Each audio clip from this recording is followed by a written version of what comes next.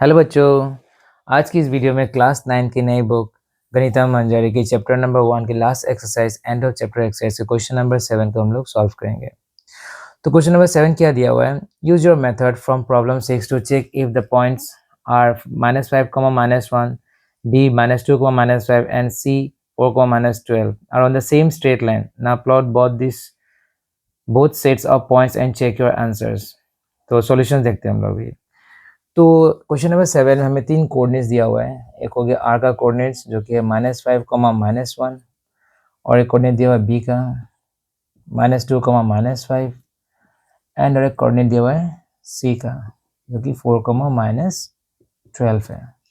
तो क्वेश्चन हमें क्या दिया है कि जो प्रीवियस क्वेश्चन नंबर 6 था ना, उस क्वेश्चन 6 को हम जैसे सॉल्व किए थे, सेम मेथड हमें यहाँ पे अप्लाई करके निकालना है कि ये r का पॉइंट जो है और b का पॉइंट और सी का पॉइंट, ये तीनों पॉइंट एक स्ट्रेट लाइन पे लाई करते हैं।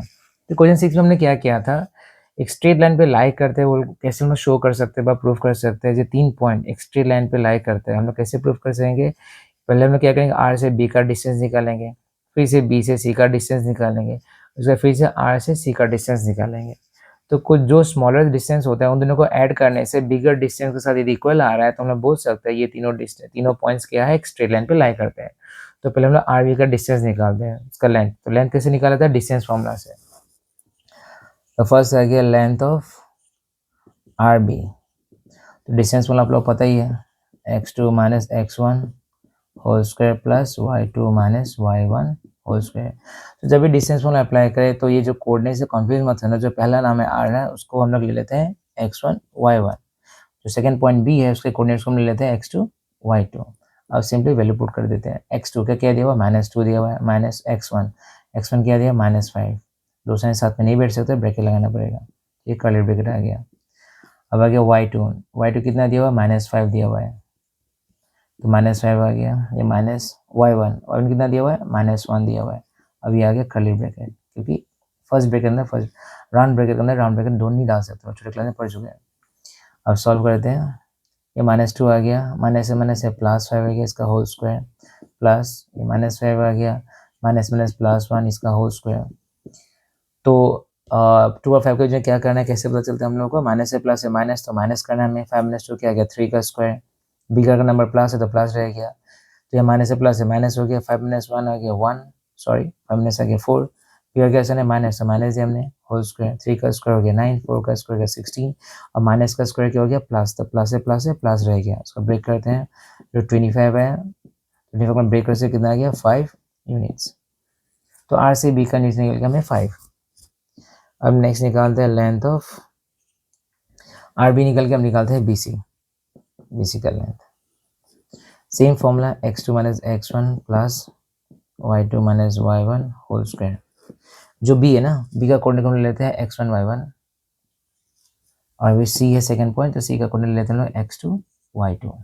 अब लेट्स पुट करते हैं x2 - x1, ये x2 है ये x1 है, तो क्या आ गया 4 - -2, ये होल स्क्वायर आ गया, प्लस y2 - y1, ये y2 क्या दिया हुआ है, -12 y1 क्या दिया हुआ है, -5, ये आ गया स्क्वायर रूट। तो ये फर्स्ट ब्रैकेट ब्रेक करते हैं हम लोग, -1 से +2 होल स्क्वायर, ये माइनस से +5 होल स्क्वायर आ गया। 4 + 2 6 का स्क्वायर, प्लस से -12 - 5 7 हो गया। बिगर नंबर का कैसे नहीं माइनस, तो छोटे क्लास से मिल चुके हैं हम लोग को प्लस माइनस कैसे किया जाता है। तो बिगर नंबर का जब भी साइन होता है वो साइन बिठाया जाता है प्लस माइनस करने के बाद में। 6 का स्क्वायर 36, 7 का स्क्वायर 49 और माइनस का स्क्वायर क्या हो गया, प्लस हो गया। अब प्लस है प्लस, इसको प्लस करके क्या निकलेगा, 6 + 9 15 7 85 यूनिट्स आ गया। तो मेरे यहाँ पे स्पेस है, इसको मैं रफ कर लेता हूँ। उसके पहले मैं लिख लेता हूँ क्या क्या मुझे मिला। आर बी का डिस्टेंस मुझे कितना मिल गया, ऐसे रफ में लिख लेता हूँ, आप लोगों को नहीं लिखना है। 5 यूनिट्स मिल गया। बी सी का डिस्टेंस कितना निकल गया मुझे, √85 यूनिट्स आ गया। तो हमें किसका निकलना है, अभी बी सी का निकलना है। तो बी सी का निकाल लिया, अभी हम लोग किसका निकलना है, अभी आर सी का निकलना है। इसको रफ कर लेते हैं जल्दी से।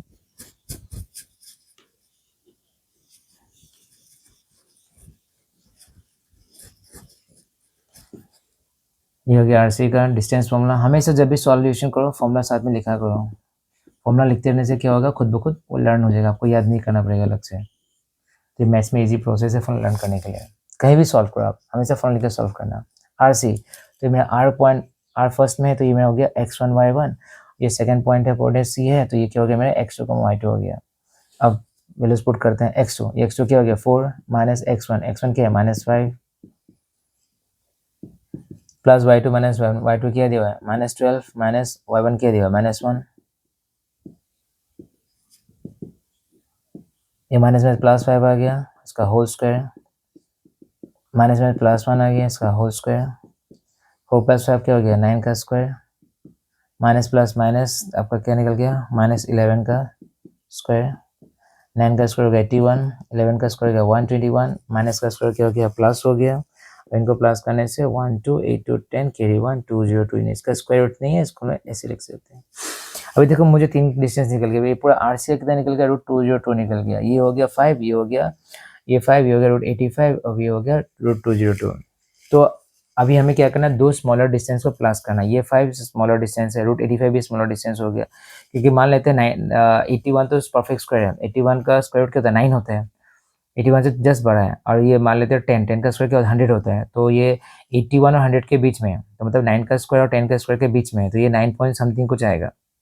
ये जो 202 है वो बिगर नंबर है, मान लेते हैं आपका 14 का स्क्वायर के आसपास आपका 186 के आसपास होता है, ये 14 और 15 के आसपास होगा, तो मतलब ये क्या है, ये आपका बिगर है, ये दोनों स्मॉलर नंबर है, तो पहले इन दोनों को प्लस कर लेते हैं हम लोग, तो हम लोग दोनों साइड को प्लस कर देखते हैं। Now R B plus B C, तो आर बी का कितना दिया हुआ 5 यूनिट्स, प्लस कर दिया √85, तो हम लोग को पता है एक स्क्वायर रूट और जिसका स्क्वायर रूट नहीं है उनको कभी हम लोग प्लस नहीं कर सकते, इसमें स्क्वायर रूट है इसमें स्क्वायर रूट नहीं है, इसको हटा नहीं सकते स्क्वायर रूट क्योंकि परफेक्ट स्क्वायर नंबर नहीं है, तो इन दोनों को हम लोग ऐड नहीं कर सकेंगे कभी, तो इसको यदि ऐड नहीं कर सकोगे तो इसका आंसर से मैच नहीं करेगा, तो मतलब मुझे क्या मिला, दोनों का आंसर नॉट इक्वल मिला। यदि नॉट इक्वल है तो मतलब क्या हो रहा है कि ये तीनों पॉइंट स्ट्रेट लाइन पे लाइन नहीं करता है, तो हम लिख सकते हैं कि therefore R comma B and C, R, B and C will not lie on same straight line because sum of length of two distance, ये सम मतलब हमने क्या किया प्लस किया, टू डिस्टेंस में ये दो डिस्टेंस को is not equal to third distance, जो थर्ड डिस्टेंस है ये इसके बराबर नहीं है, तो ये हो गया। इसका सेकंड पार्ट क्या दिया हमें, ग्राफ में बिठाना है, तो ग्राफ में बिठाने के लिए कोऑर्डिनेट देख लेते हैं, क्वेश्चन में कोऑर्डिनेट क्या दिया हुआ है। तो सेकंड पार्ट दिया हुआ है हमें कि ना plot both set of points and check your answers, अभी हमें ग्राफ में प्लॉट कर चेक करना है, चलिए सॉल्यूशंस देखते हैं हम लोग अभी।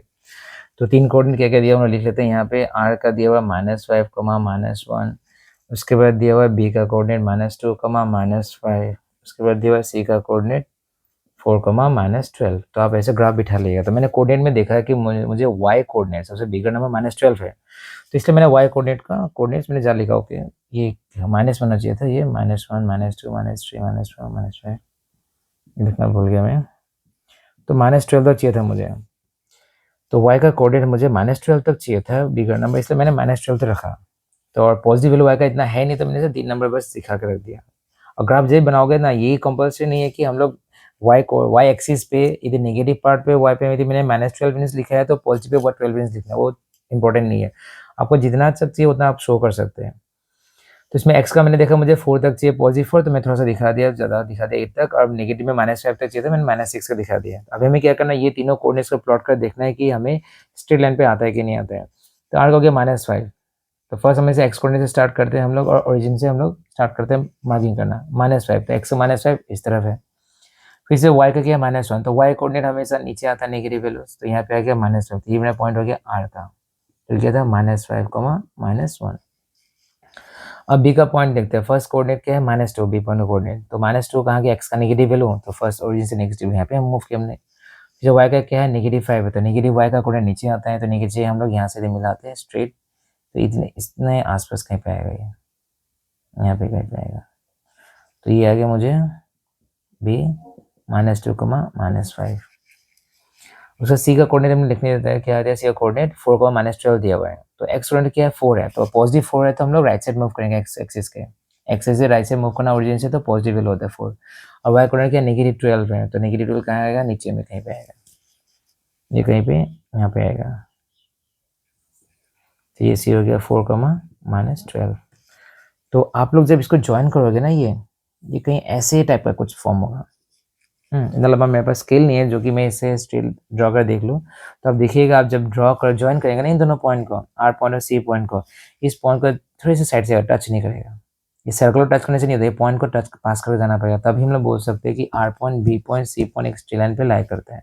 तो मैंने लाइन ड्रॉ किया तो बी पॉइंट टच नहीं किया, आप लोग ग्राफ पे जो ड्रॉ कीजिएगा तो टच नहीं करेगा। उसका एक चीज़ लिखना मत भूलिएगा, स्केल, तो यहाँ पे मैंने प्लेन सरफेस में ड्रॉ किया था, तो इसमें स्केल सेंटीमीटर में आएगा, तो मैंने तो मान लेते हैं 1 सेंटीमीटर करके लिया है, नंबर्स कितना इंक्रीज हो रहा है, 1 1 1 का इंक्रीज हो रहा है, तो नीचे भी 1 1 ऊपर भी 1 1, तो 1 हिट हो गया। तो आप लोग जो स्मॉल स्क्वायर लेते हो ना, तो वो उसके हिसाब से काउंट करना था, 0 से 1 आप लोग कितना लिया, 5 स्मॉल स्क्वायर ले सकते हो, 10 स्मॉल स्क्वायर ले सकते हो, आपका चॉइस है। तो मान लिया 10 स्मॉल स्क्वायर लिया, तो यहाँ पे लिख देना 10 स्मॉल स्क्वायर इक्वल कितने का बराबर है, 1 का बराबर है, स्केल बहुत कंपल्सरी लिखना पड़ेगा, नहीं तो मार्क्स जाएगा। तो हमें डायग्राम से पता चल गया कि R B, R point, B point, C point ये स्ट्रेट लाइन नहीं करते हैं। तो ये क्वेश्चन खत्म हो गया, हम लोग नेक्स्ट क्वेश्चन देखते हैं अभी। तो नेक्स्ट क्वेश्चन नंबर 8 दिया हुआ है, using the origin as one vertex plot the vertices of a right angle isosceles triangle. तो सॉल्यूशन देखते हैं। तो क्वेश्चन में क्या दिया हुआ है, using the origin as one vertex, ये ओरिजिन को वर्टेक्स के हिसाब से लेना है, जो ट्रायंगल्स ड्रॉ करते हैं ना उसको, उसके जो कॉर्नर्स को वर्टेक्स बोलते हैं। हमें क्या ट्रायंगल ड्रॉ करना है, राइट एंगल ट्रायंगल ड्रॉ करना है, राइट एंगल होना चाहिए और आइसोलेस होना चाहिए, ये जो 3 पॉइंट है ना, इन 3 पॉइंट को क्या बोलते हैं, वर्टिसेस बोलते हैं, वर्टेक्स बोलते हैं। अब राइट एंगल ये हो गया 90 डिग्री, और आइसोसेलेस का मतलब होता है दो साइड इक्वल, मींस ये दो साइड इक्वल होगा, हाइपनेस कभी इक्वल नहीं हो सकता, ये जो बिगर से लॉन्गर साइड है ना, ये हाइपनेस बोलते हैं, ये कभी इनका इक्वल नहीं हो सकता, क्योंकि जो हाइपनेस होता है ना वो दोनों साइड से क्या होता है, लॉन्गर होता है राइट एंगल ट्रायंगल में, तो अभी हमें ये दोनों इक्वल साइज होगा, तो ऐसा ट्रायंगल हमें यहाँ पे मार्क करना, जो ये राइट एंगल है ना वो ओ पे होना चाहिए, मीन्स जो वर्टिसेस वर्टिसेस है हम लोग ओ से मार्क करना चाहिए। तो ये सिंपल, इसे बहुत सारे डायग्राम मार्क कर सकते हैं। मान लेते हैं हम लोग ये वाई एक्सिस का जो पॉजिटिव पार्ट है वाई, और ये पॉजिटिव पार्ट जो एक्स है उसको हम लोग लेते हैं एक राइट एंगल जैसा, कि ओ पॉइंट जो ओरिजिन है इस पॉइंट पे 4 राइट एंगल्स है, यहाँ पे इधर पे इधर पे इधर पे, ये चारों पॉइंट तरफ में हम लोग हर क्वाड्रेंट में एक ही राइट एंगल फॉर्म हो रहा है। तो हर राइट एंगल तो आप जहाँ भी बना सकते हैं, इधर पे ट्रायंगल बना सकते हैं, इस तरफ ट्रायंगल बना सकते हैं, इधर भी ट्रायंगल बना सकते हैं, इधर ट्रायंगल बना सकते हैं। तो ट्रायंगल मान लीजिए 1 से 1 को ज्वाइन कर दिया, क्योंकि हमें क्या चाहिए, ये दोनों इक्वल लेना, इसका डिस्टेंस और इसका डिस्टेंस इक्वल लेना, तभी क्या ट्रायंगल होगा, आइसोसेलेस ट्रायंगल होगा। तो ये 1 इंटू ये 1 है, तो इसको ज्वाइन कर दो, राइट एंगल ट्रायंगल बन गया। 2 से 2 को ज्वाइन कर दो आप, तो भी राइट एंगल ट्रायंगल बन गया। 3 से 3 ज्वाइन कर दो तो राइट एंगल ट्रायंगल बन गया। वैसे आप सेकंड क्वाड्रेंट में कर सकते हैं, ये राइट एंगल ट्रायंगल, ऐसे राइट एंगल कहीं भी आप बना सकते हैं, थर्ड क्वाड्रेंट बना सकते हैं, फोर्थ क्वाड्रेंट बना सकते हैं। बस ये चीज़ याद ध्यान रखिएगा, ये दोनों सेम नंबर्स को ज्वाइन कीजिएगा, ताकि उनका क्या होगा, दोनों डिस्टेंस इक्वल रहेगा।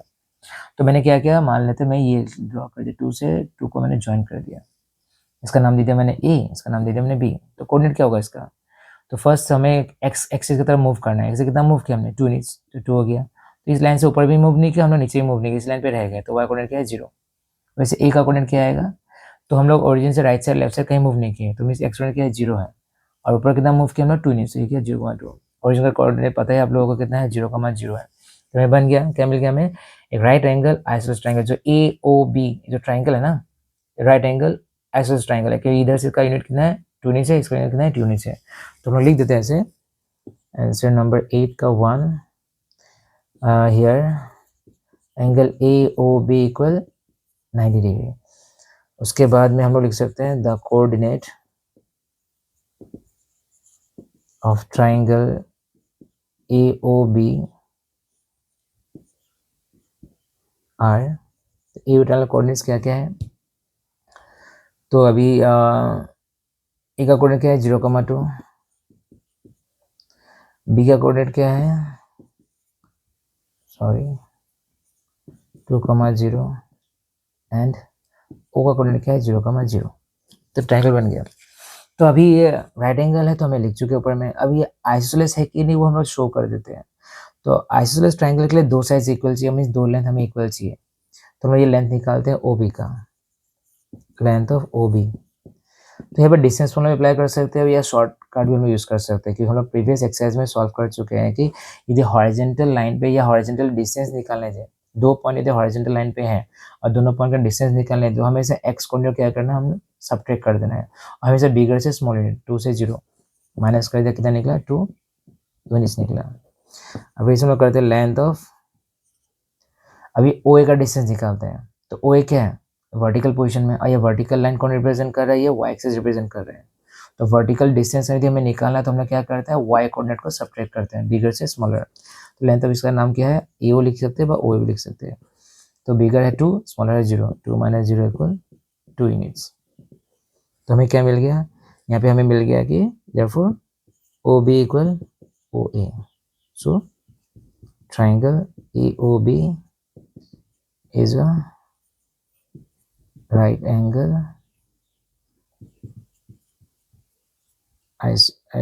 isosceles triangle।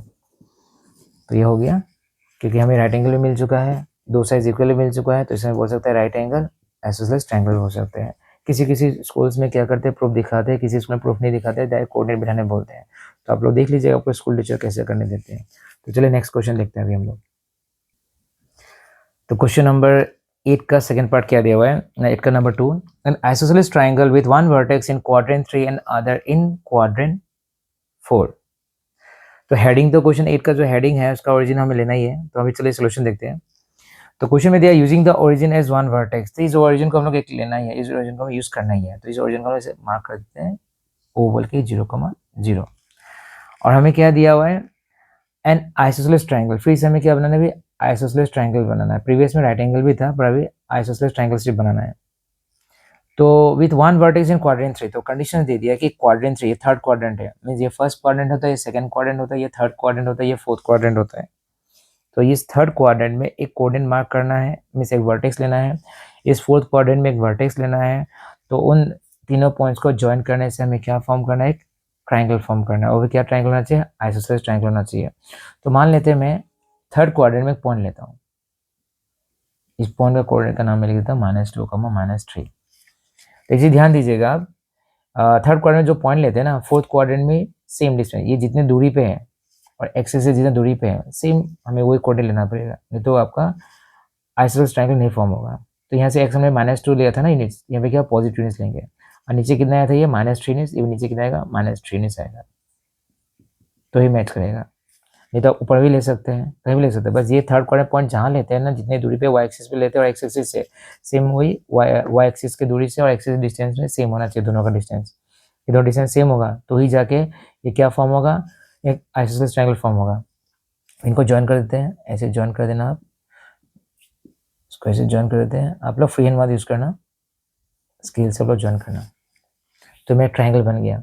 अब ये ट्रायंगल आइसोसेलेस है कि नहीं वो हम लोग सॉल्व करके दिखाते हैं। तो पहले कोऑर्डिनेट सब लिख लेते हैं। The given coordinate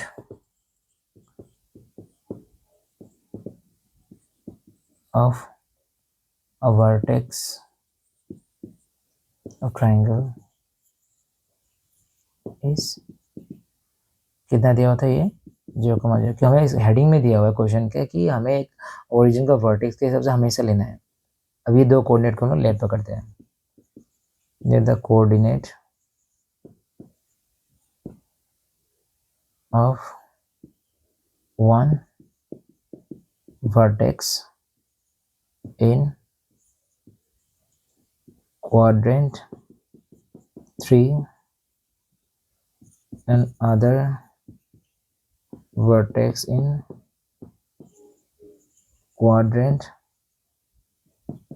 4 are, third quadrant 3 में क्या कोऑर्डिनेट लिया हमने, ए लिया हुआ -2 का -3, एंड फोर्थ क्वाड्रेंट में क्या लिया हमने, बी 2 का -3। तो यहाँ पे सेंटेंस में क्या लिया, let the coordinates of one vertex in quadrant 3 and other vertex in quadrant 4 are, ये लिखा है। यहाँ पे जैसे पेन ड्रॉ करता ताकि कन्फ्यूजन ना हो। तो हमने यहाँ पे लेट लिया क्योंकि हमने ये दोनों पॉइंट्स खुद से लिया है, क्वेश्चन में मेंशन किया हुआ है दोनों पॉइंट खुद से लेना है। तो अभी हम लोग प्रूफ कर देते हैं कि ये ट्रायंगल आइसोसेलेस ट्रायंगल है। और आइसोसेलेस किसको बोलते हैं, आइसोसेलेस ट्रायंगल होने के लिए हमें क्या होना चाहिए, दो साइड्स इक्वल होना चाहिए। तो इन दोनों साइड्स का हम लोग लेंथ निकालते हैं अभी,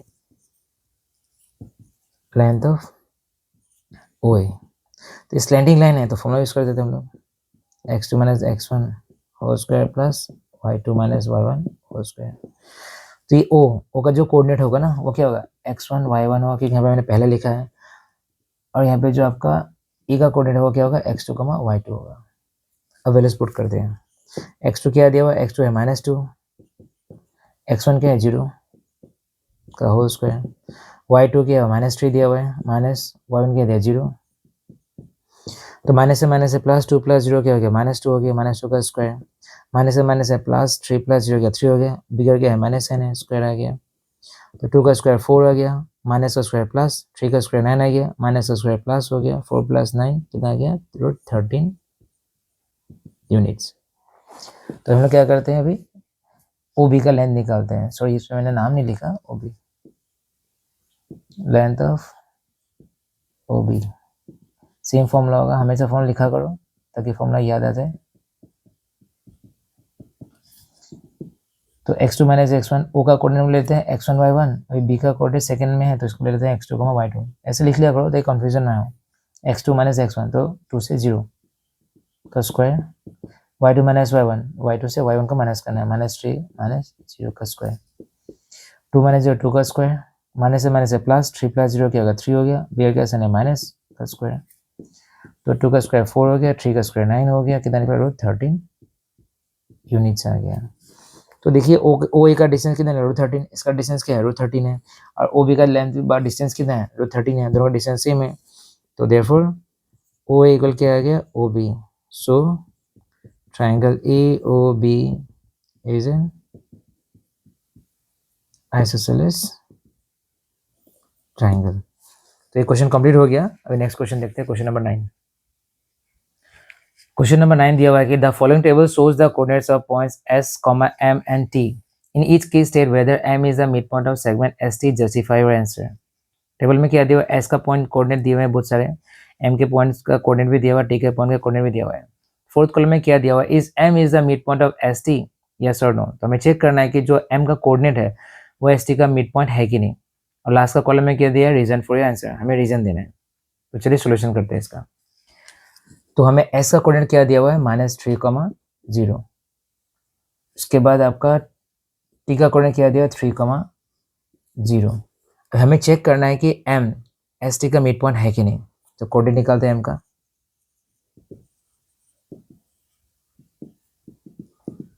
तो हमेशा सॉल्व करते हैं फॉर्मूला लिखा कीजिए ताकि फॉर्मूला आपको लर्न रह जाए। तो x1 + x2, तो M किसका मिड पॉइंट है, S और T का मिड पॉइंट है, मतलब ये समझा रहे कि S पॉइंट ये है, T पॉइंट ये है, बीच में M पॉइंट है, तो इसका डिस्टेंस और इसका डिस्टेंस दोनों क्या है इक्वल है, हमें वो चेक करना है। तो मीन्स ये मिड पॉइंट है कि नहीं वो चेक करना है। या तो आप डिस्टेंस फॉर्मूला से कर सकते हैं, पर डिस्टेंस फॉर्मूला के लिए M का कोऑर्डिनेट चाहिए होगा, M कोऑर्डिनेट दिया हुआ है, तो डिस्टेंस फॉर्मूला करेंगे तो लेंथी हो जाएगा। S से M का डिस्टेंस निकालने का अलग से, M से T का डिस्टेंस निकालना पड़ेगा अलग से, फिर दोनों डिस्टेंस इक्वल है कि नहीं चेक करना पड़ेगा। आप उसे भी कर सकते हैं, पर वही क्या होगा, क्या वो थोड़ा लेंथी प्रोसेस होगा, ये शॉर्ट प्रोसेस होगा। हम M का कोऑर्डिनेट डायरेक्ट निकाल सकते हैं, क्योंकि M मिड पॉइंट यदि है तो इसका कोऑर्डिनेट और इसका कोऑर्डिनेट का दोनों क्या होगा, हाफ होगा, और जो कोऑर्डिनेट दिया हुआ है वो उसका साथ इक्वल होगा। तो चेक कर देखते हैं, यदि M जो टेबल में दिया हुआ है वो सच में इसका मिड पॉइंट है, तो हमें जो आंसर निकालेंगे उसे मैच करना ही पड़ेगा उसका कोऑर्डिनेट। तो पहला x1 ले लेते हैं -3, x2 लेते हैं 3/2, y1 क्या दिया 0, y2 क्या दिया 0/2, तो माइनस से प्लस है, -3 - 3 क्या गया 0/2, 0 + 0 0/2, कोऑर्डिनेट क्या निकला 0, 0 निकल गया। और जो M का कोऑर्डिनेट दिया हुआ था हमें क्वेश्चन में कितना दिया था 0, 0 दिया हुआ था M का कोऑर्डिनेट।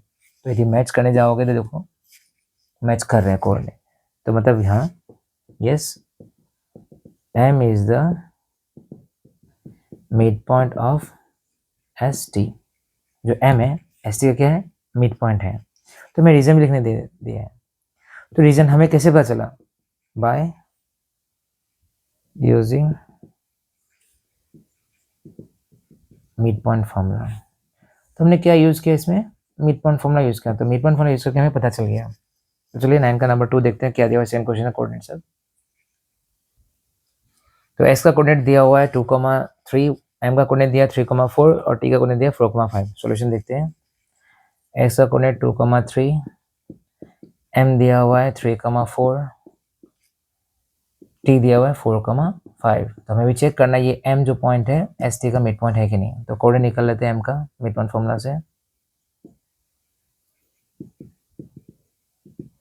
फॉर्मूला क्या था x1 + x2/2, y1 + y2/2। Coordinate जाते हैं, तो ये x1 हो गया, ये x2 हो गया, दोनों एक्सपोनेंट को प्लस करो, 2 + 4/2 आ गया, कमा ये y1 ये y2 3 + 5/2 आ गया, 2 + 4 6/2 कमा 3 + 5 8/2 कैंसिल कर दो, 2 3 6 आ गया, 3 4 8। तो चेक करो, तो जो m का कोऑर्डिनेट निकला हमें क्या निकला 3,4 निकला, और जो दिया हुआ वो भी 3,4 है, तो ये मैच कर रहा है। तो मतलब ये जो m पॉइंट का कोऑर्डिनेट है वो st का क्या है, मिड पॉइंट है। तो लिख सकते हैं yes m is the mid point of st, reason दे देना बाय यूजिंग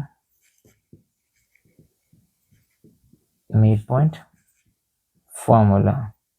नेक्स्ट क्वेश्चन देखते हैं क्या दिया हुआ है। नेक्स्ट दिया हुआ है s का कोऑर्डिनेट 0,0, m का दिया हुआ 0,5 और t का दिया 0,-10। तो चलिए सॉल्यूशन देखते हैं। s का दिया हुआ है 0,0, m का दिया हुआ है 0,5, t का दिया हुआ है 0,-10। तो फिर से वही चेक करना है, सेम प्रोसेस रिपीट हो रहे हैं।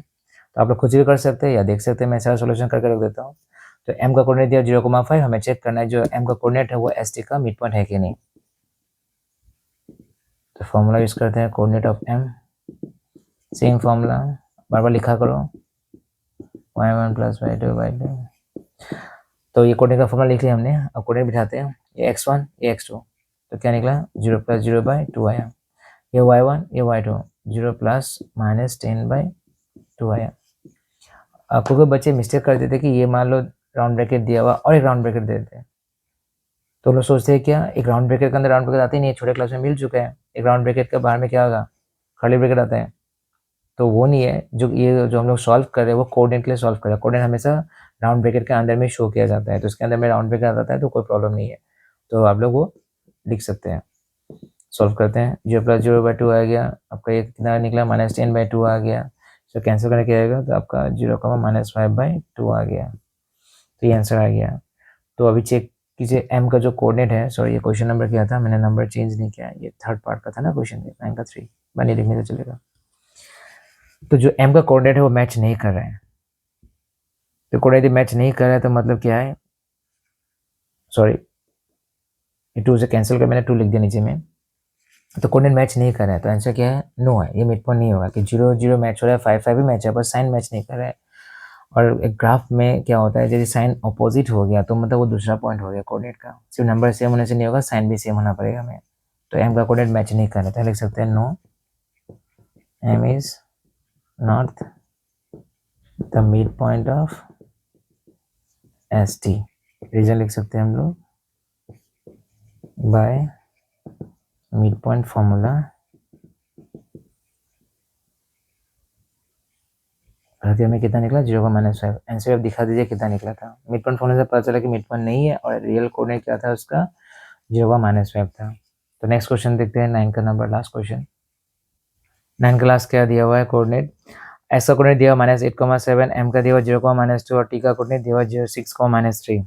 चलिए सॉल्यूशन करते हैं। एस का कोऑर्डिनेट -8,7 है, m का कोऑर्डिनेट क्या 0,-2 है और t का कोऑर्डिनेट क्या दिया 6,-3 है। तो सेम क्वेश्चन सब में है, m का जो m का कोऑर्डिनेट है वो कोऑर्डिनेट st का मिड पॉइंट है कि नहीं चेक करना है। तो हम लोग चेक करते हैं मिड पॉइंट फॉर्मूला यूज करके। कोऑर्डिनेट ऑफ m कितना निकला, x1 + x2/2 y1 + y2/2। तो x1 x2 दोनों का जो फर्स्ट कोऑर्डिनेट x कोऑर्डिनेट है दोनों को ऐड करते हैं, -8 + 6/2 y1 + y2, ये y1 है ये क्या y2 है, हमें 7 + -3/2। तो माइनस प्लस माइनस आ गया, 8 - 6 का निकला 2, मतलब -2/2, 7 प्लस माइनस क्या होगा -3/2। 2 को 2 कैंसिल करते हैं, 2 कितना 2 हो गया -1 जा, 7 - 3 क्या निकला 4/2, तो कैंसिल कर दे कितना निकला 2 2 जा 4 -1,2 आया। तो कोऑर्डिनेट मैच कर देखते हैं, m का कोऑर्डिनेट निकला हमें -1,2, बुक में दिया हुआ 0,-2, ये कोऑर्डिनेट मैच नहीं कर रहा है, तो मतलब ये जो m का कोऑर्डिनेट दिया हुआ है वो st का मिड पॉइंट नहीं है। Therefore no, m is not the midpoint of st। उसका क्या रीजन हमें चाहिए, रीजन लिख दें बाय मिड पॉइंट फॉर्मूला से पता चला हमें, और उसका रियल कोऑर्डिनेट क्या वो भी लिख देते हैं -1,2। तो 9 का क्वेश्चन कंप्लीट हो गया, पर लास्ट का पार्ट एक दिया हुआ है क्या, तो क्वेश्चन देखते हैं लास्ट का पार्ट में क्या दिया हुआ है। When M is the midpoint of ST, can you find any connection between the coordinate of M ST? तो क्वेश्चन में ये पूछा है कि M यदि ST का मिड पॉइंट है तो क्या कनेक्शन तीनों में हो रहा है, तीनों कोऑर्डिनेट में? तो तीनों में कनेक्शन वही हो रहा है कि जिसका जो मिड पॉइंट फॉर्मूला है वो मिड पॉइंट फॉर्मूला को सेटिस्फाई कर रहा है, बस वही कनेक्शन आप लिख देने से हो गया। तो क्वेश्चन 9 खत्म हो गया। तो नेक्स्ट क्वेश्चन नंबर 10 हम लोग नेक्स्ट वीडियो में देखते हैं कि वीडियो बहुत लंबा हो गया है, तो क्वेश्चन नंबर 10 नेक्स्ट वीडियो में सॉल्व करते हैं हम लोग। थैंक यू बच्चों।